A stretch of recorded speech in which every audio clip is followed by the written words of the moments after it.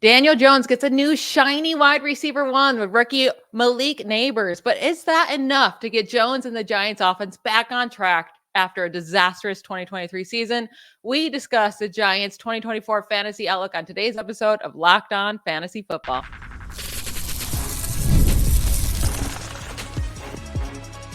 You are Locked On Fantasy, your daily NFL fantasy podcast. Part of the Locked On Podcast Network, your team every day. Thanks for making Locked On Fantasy Football your first listen every day. I am one of your co-hosts, Michelle Magdziuk, and when I'm not doing this, I'm a researcher and fantasy analyst with NFL Network. And I'm your other co-host, Vinnie Iyer. When I'm not doing this, I'm writing about NFL fantasy and betting for sportingnews.com. Check out all our off-season content now. Today's episode is brought to you by Game Time. Download the Game Time app, create an account, and use code LOCKEDONNFL for $20 off your first purchase. Terms do apply. All right, we're getting into the New York Giants fantasy outlook today. We're starting on the NFC East. We're going through all 32 teams. We already did the NFC North and the NFC West. And then our last episode was the Eagles. So now we're jumping into the New York Giants.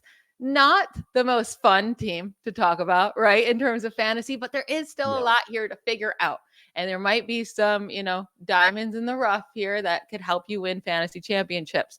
So last year, obviously, it was a mess, right? 6-11 missed the playoffs after their solid 2022 season. Third fewest points per game in the league. Fourth fewest fantasy points per game in the league, ahead of only the Patriots, Panthers, and Jets. Daniel Jones missed most of the season after he tore his ACL earlier on in the year. And besides Saquon Barkley, pretty much no one did anything for fantasy. And then they let Saquon Barkley walk this offseason, right? They only added Devin Singletary really to the backfield. So there's that change. But the biggest change is them drafting Malik Nabers with the 6th overall pick. And then obviously Daniel Jones being back after this ACL tear. So let's start with the quarterback, Daniel Jones. Everything rides on him being better. Last year, he was a quarterback 44 in average points per game at 9.5 points per game. But in 2022, he was a quarterback 10 with scoring 18 points per game. Vinny, do you think he can get back to what he did in 2022 now that he's coming back from a torn ACL? That is a wide range, QB 10 to QB 44. I mean, gosh, it could be anywhere in between. You could have him at QB 20, you could have him at QB 13. I don't know exactly what you're going to get. But one thing I do know is that the Giants are not that high on Daniel Jones at this point. I mean, this offseason was rough for Daniel Jones. I mean, they had to tease him with like picking up Drew Lock and then saying, okay, he's not going to compete. Then he had to hear all these rumors about J.J. McCarthy and a first-round quarterback. Like, I think he's well aware that the Giants might be regretting that contract they gave him last year after his kind of delayed breakout season. So the pressure is definitely on Daniel Jones. I don't know if he's a guy that's going to respond well to that right now. They've had some offensive line issues. Now they've lost, as we talked about, his key checkdown guy, Saquon Barkley, is gone here. So I don't know what you're going to get. I'm quite honestly with Daniel Jones here. I think it has to be better. As you said, like the pressure's on to be better. He has Malik Nabers now, a first-round wide receiver.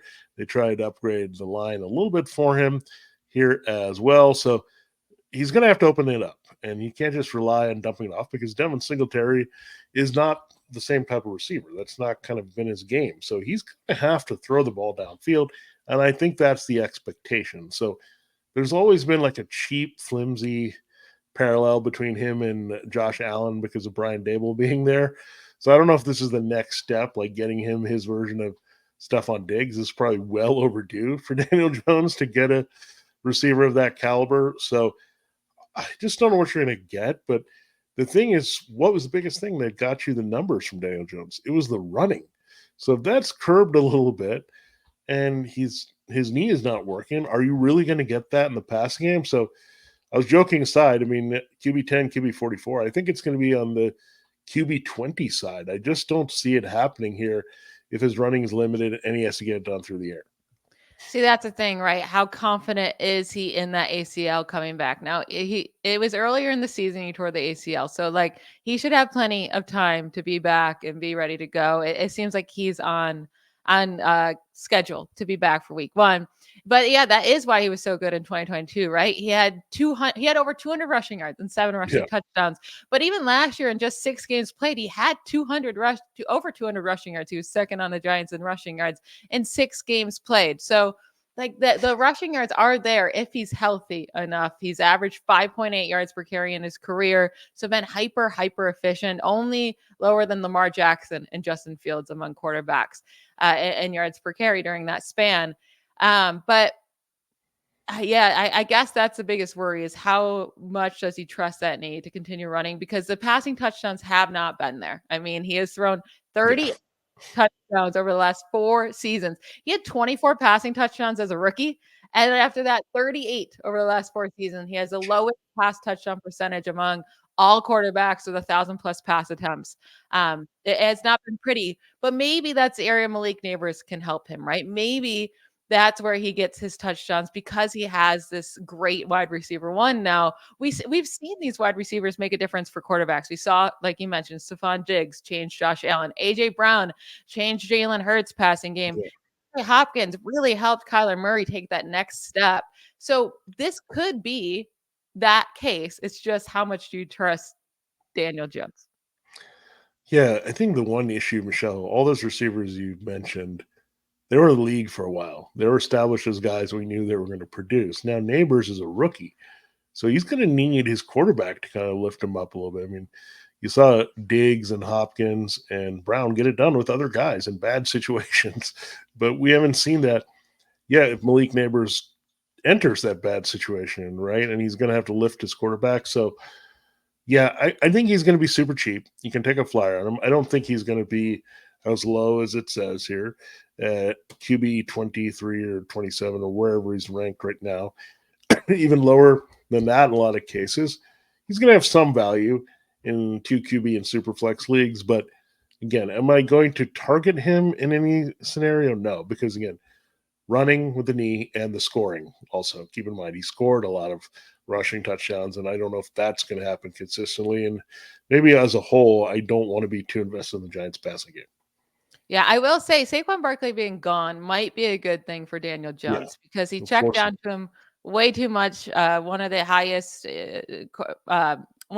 rates for quarterbacks throwing to a running back Daniel Jones had over the last 2 years. So like when you take that away, it's better for quarterbacks. It just is. They're more efficient when they don't use the running back. We saw it with Derek Carr last year. We've seen it with Justin Herbert when he doesn't check down to Austin Eckler all the time. It's better for him, for his fantasy, for his passing numbers. Like, so maybe taking that away and only having Devin Singletary, who's just not that type of receiving back, might actually help Daniel Jones.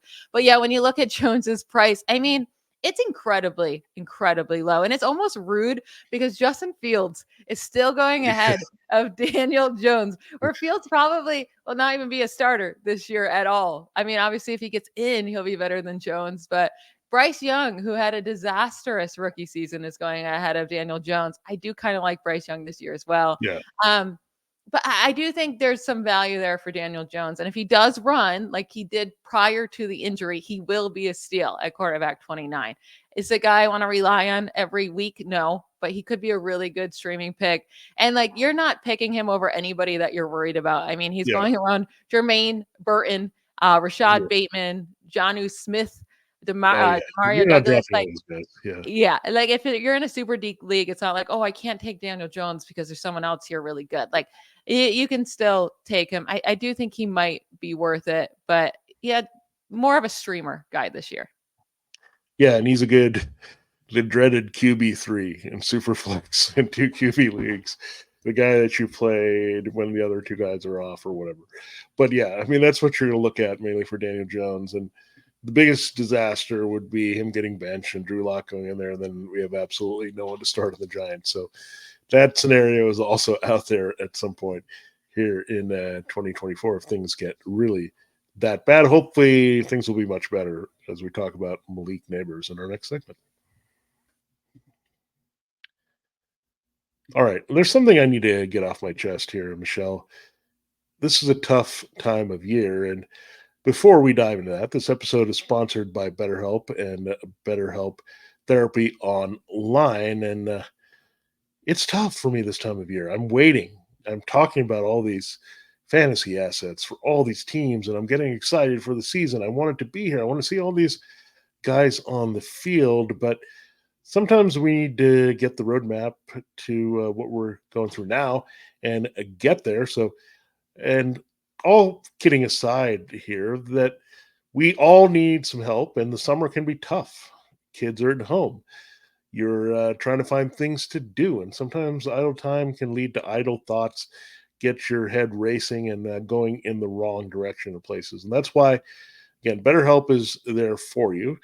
And this episode, I'm really proud is brought to you by BetterHelp because I'm a big proponent of therapy, and I go to therapists regularly, and every month, maybe sometimes even twice a month when I need it. And they're there for you at BetterHelp as well, and it's all entirely online for you, so that's great here. So it's safe, and you can get with a therapist that is a good fit for you, and you can change therapists anytime if that's what you need with no cost. So it's a lot of good things and a good support that are going to come with you with BetterHelp.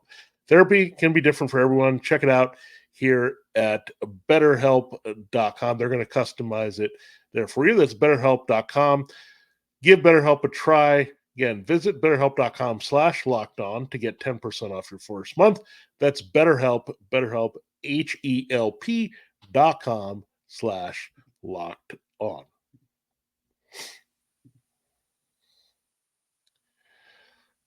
All right, Michelle, it is time to continue the show. Let's talk about something a little bit more exciting than Daniel Jones, but he's attached to Daniel Jones. It's Malik Nabers, number 6 overall pick out of LSU, goes right behind Marvin Harrison Jr. at number 4 to the Cardinals. So is he going to continue this? We've seen Justin Jefferson, we've seen Jamar Chase. Is he on the level of those guys to produce? It is kind of crazy what LSU has done, right? So there's been 6 wide receivers to hit 1,300 or more receiving yards in the rookie season in the Super Bowl era. There's been 6 total. 3 of those guys have been LSU players. So it was Jamar Chase, Justin Jefferson, and Odell Beckham Jr. They're the 3 of the 6, which is just, I mean, LSU just creates these players, right? And Malik Nabers was absolutely fantastic with LSU. He dominated with the receiving touchdowns. He dominated down the field. He was second in the FBS in first down receptions. Like, he was just a very, very reliable guy. First in the FBS in 20+ yard receptions too. So like, you can target him deep. He can also do it after the catch. I really like Malik Nabers. Now, the issue is, what is his target ceiling in this offense with Daniel Jones? Because we haven't seen a Giants player hit more than 800, even hit 800 receiving yards in any of the last 5 seasons. There hasn't been a Giants player have more than 4 receiving touchdowns in a season over the last 4 seasons. And Giants wide receivers have averaged the 3rd fewest receiving yards per game since 2019, since they, drafted Daniel Jones. So what's the upside here for him? Can he change things with this offense? Now, let's just to make this clear, the Giants receivers were not very good. And yeah, that's probably contribute a lot. I mean, we can knock on Daniel Jones more, but he's been given almost nothing. I mean, Darren Waller, we were so excited about last year. That fizzled pretty quickly, and now he's pretty much done with football. So that's why we were so excited, because he didn't have any targets that were of note. I mean, he had a good start with Darius Slayton. If you go back to his rookie season, he had a chemistry with him and threw downfield. But they did try to get him Kenny Galladay, but that was a disaster. Oh gosh, I don't even want to remember that name. But yeah, I mean, they tried. They've tried a little bit, but Malik Nabers is the real try that's going to come through, because he's just that talented, and he's a really can't miss receiver. He was being rumored to go maybe higher than Harrison, so I think Harrison, we're excited about him for sure. But that said, Nabers is probably a little bit low right now. Wide receiver 26. 55th overall. Now, as much as I'm saying, okay, he's with Daniel Jones, not an established quarterback, Nabers also is going to destroy the volume here. And Daniel Jones doesn't have to be always super accurate here to get the ball in the hands of Nabers. They're going to scheme him open a little bit more. We saw that happen with Dable and Diggs, getting him all over the field. He can be a volume target hog here in this offense, because there's really not much else. And now you have this developing situation with Waller where is he going to go in all those situations? So Jones has a big arm and he can push it downfield when needed, but you'll see a lot of short or intermediate routes there that they'll get Nabers lined on. Remember, Jamar Chase was good at doing that as well, where they got him in space, put him in the slot, or got him in the open field, and he had some production there. So I'm really excited for Malik Nabers. I think that's fair to rank him as a borderline wide receiver 2-3 right now, 26, but he's just too much of the alpha on this team right now, like immediately, to not think he's going to put up top 24 numbers. It is so crazy when you look at the wide receiver consensus rankings, right? And how players are being drafted. I almost just like want to flip some players. It seems like the guys going like 15 through 15 through 30, it's like, or 15 through 20, I should say, are like, oh, I don't really love them. But then there's so many going around this range of, wide receiver 25 to 30. So let me compare some guys to you that are sitting right here, because I do like Malik Nabers, but it's interesting to see the other guys going around him. So it's all 3 second-year players that have also very high upside. So would you rather go Malik Nabers or Zay Flowers, who should both be wide receiver ones on their offense? Zay Flowers for the Ravens, for those who are questioning. Oh, that's a tough one. I think I have to go with Zay Flowers just based on the quarterback, and really, I'm not really feeling it with Nelson Aguilar or Rashad Bateman behind him.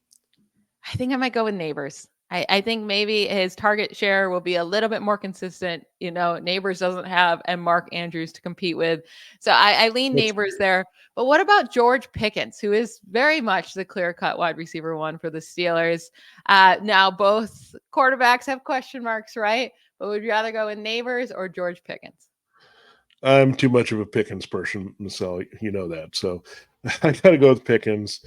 It sounds weird that I would like Flowers and Pickens over Nabers after I just touted them, but I just like these younger guys with upside, and there are also younger guys with upside as well. So that puts that in a good spot, and I think Russell Wilson's going to do pretty well throwing the ball downfield. And then one more, Nabers or Tank Dell, who's in a crowded situation with Houston, but was so good when on the field last year.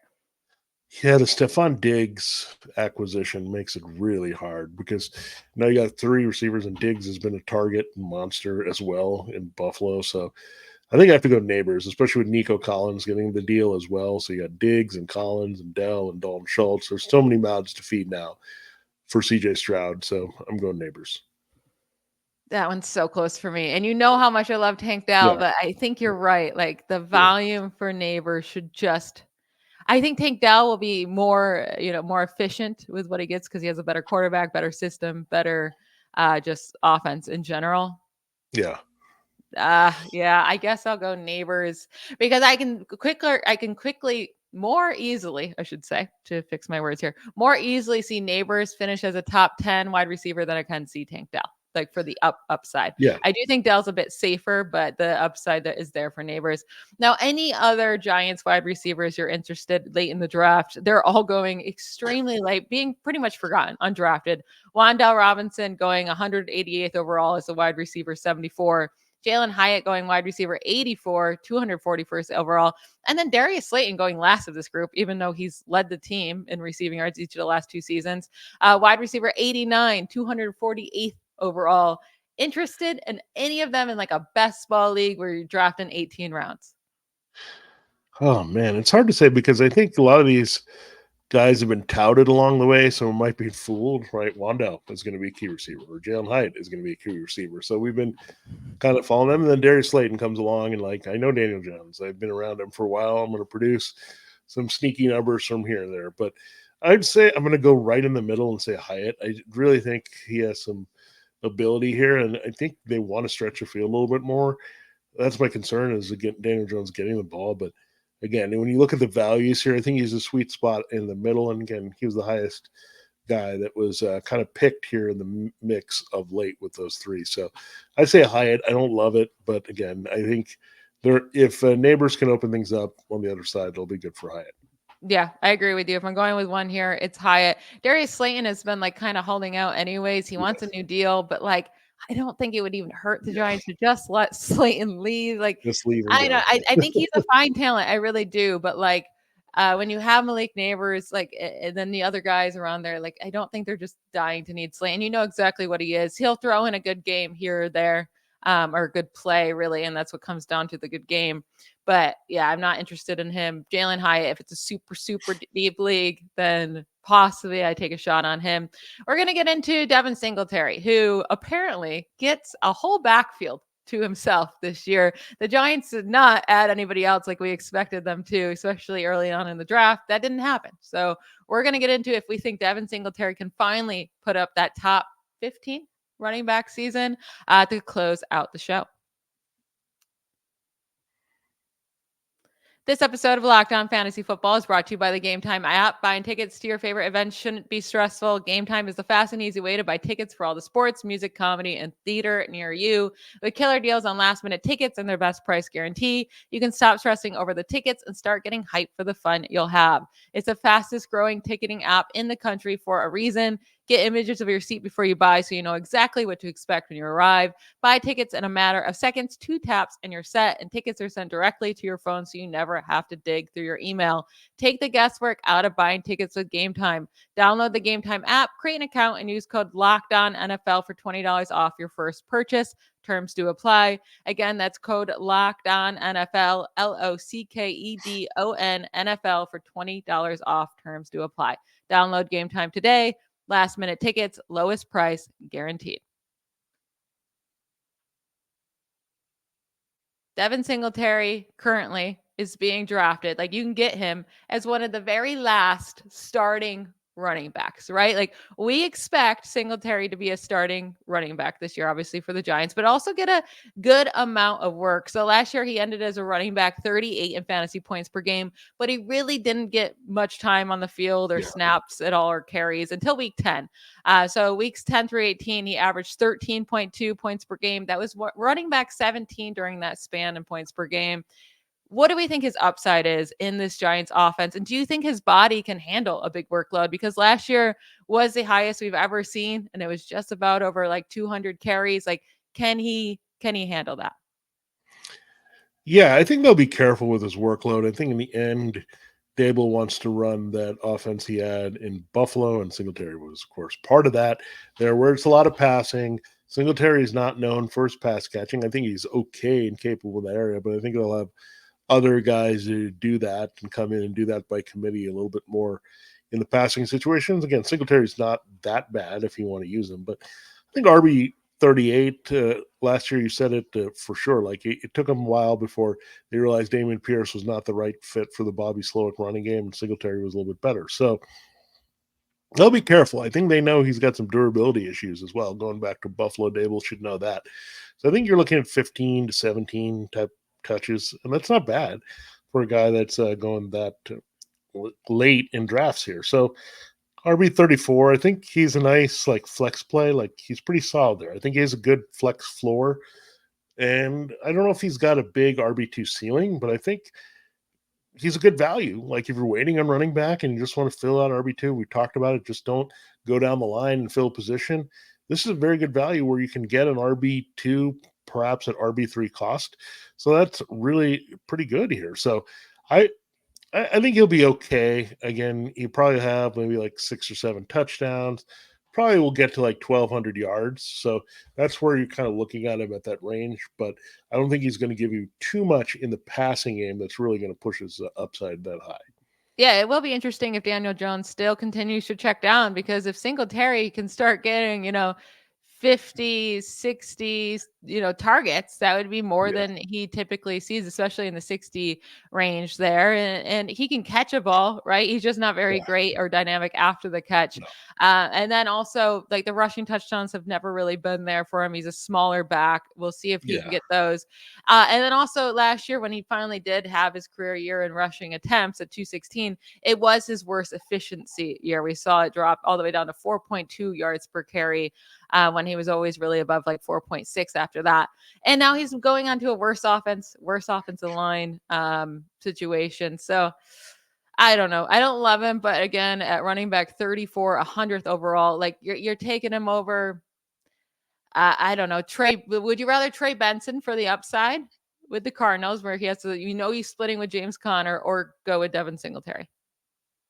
Yeah, that's a really good question, and this is the kind of question that a lot of fantasy managers asked. Okay, he's uninspiring, but I got to fill in this role. Ideally, you'll get both of them, and you'll have one stash. But if you're going here, I think you look at the makeup of your team. I'll be very specific there. If you've got your other team set in some other areas, you can continue to be okay at RB2, and then you say, I want to go for upside here, and then I'll just add a bunch of upside guys with like these high upside lottery tickets, then you go in that direction. If you're just saying, okay, I've got a pretty good ceiling team elsewhere, I need to go for a little floor here and a guy that I know is going to touch the ball, then you would go to Singletary. So really it just depends on the makeup of your roster. I think if you don't have a lot of upside, I think you go for Benson. If you're going like safe route in a lot of situations and you didn't necessarily find a guy that has some dynamic abilities, to go with Benson. But if you just want to say RB2, solid, could be a flex, I go with Singletary. So let's say you just want an RB2 that you know is going to give volume, and you say, okay, maybe he doesn't have a high ceiling but can be solid. Would you rather go with Singletary or Ezekiel Elliott back with the Cowboys? That is another interesting situation. I'd say just based on the offense alone, I go with Elliott because again they brought him back because they don't have anyone else, and I think the Cowboys are just going to score more points. And they do give Elliott the ball near the goal line. Yeah, Elliott feels a lot safer to get the touchdowns, and then also like he can get a nearly same amount of receptions, right? He's a better receiving back than Singletary, and also the Cowboys are also hurting for receivers, so I'd go Elliott there as well. Now, let's say Darren Waller doesn't retire. Let's say he decides to, give up his rapping career and come back to the NFL. Any interest in him whatsoever? Because it's been like Darren Waller had his time, but he hasn't really done anything for a pretty long time. Yeah, I mean, he was a good story. His story is still going, and maybe not in the best directions at this point. Well, he overcame a lot. The Ravens found him, and he really made the most of that opportunity as a wide receiver. Good career, gave us some fantasy years with the Raiders, but then he got hurt. He was a little bit older, and now it's over, probably with the Giants. So just keep an eye on Theo Johnson. I think Daniel Bellinger's there, but Bellinger is not last year's model, but a few years ago model here. Where Theo Johnson, I think, has some really good upside here out of Penn State to look at. I'm not going to say he's going to step in there and rookie, him and Nabers dominate targets here, but he's got some upside here to definitely develop, and it's going to have to be accelerated. Should they not have Waller? But yeah, I think Waller's days are over again. If his retiring is not his biggest news of the offseason, that kind of tells you something about Darren Waller. Yeah, I think he's testing the waters here to see if people like his music. And now that it's failed miserably, maybe he'll come back. But even if he does retire, like there's still Daniel Bellinger there. So I'm not really interested in Theo Johnson for this season. Maybe in a dynasty league you stash him. Yeah. But Daniel Bellinger, before Waller got there, earlier on in his rookie season, just in 2022, he showed some splashes, right, that he could be used as a receiver. Then what he broke his eye socket or something. It was some really gross injury that happened. And then they brought in Waller. But also at the same time, Jones has targeted tight ends on just 15% of pass attempts over the last 2 seasons. That's the second fewest among all qualified quarterbacks. Now, is that because he had bad tight ends? I mean, Darren Waller did play, but I guess not too much with Daniel Jones. And then he didn't really have anything in 2022. So maybe that's it. Or maybe he just doesn't like to pass over the middle. I don't know. But I think the answer here is stay away from Giants tight ends. Yeah, and we were, and I probably am guilty. I don't remember if either were into him too much. I think I was backing him quite a bit, but it was for the same reasons we all thought. Daniel Jones is going to be out there. He doesn't have a lot of receivers. He's going to go there. But then Waller's age and durability showed up and just didn't become a factor. Then Jones didn't play either. So there just wasn't too much to be seen with Darren Waller. And again, this offense is just so hard to trust. And it could be Nabers early, Singletary late, and not much else. Yep. I'm with you there. That is it for today's show. Thank you to you all for making Locked On Fantasy Football your first listen every day. Every dayers, we will be back. Our next episode will be focused on do you want to do Commanders or Cowboys? We'll make a guess, because if CeeDee Lamb signs, we're going to be talking about him. But if not, it will be the Commanders. Don't miss it. Bye, y'all.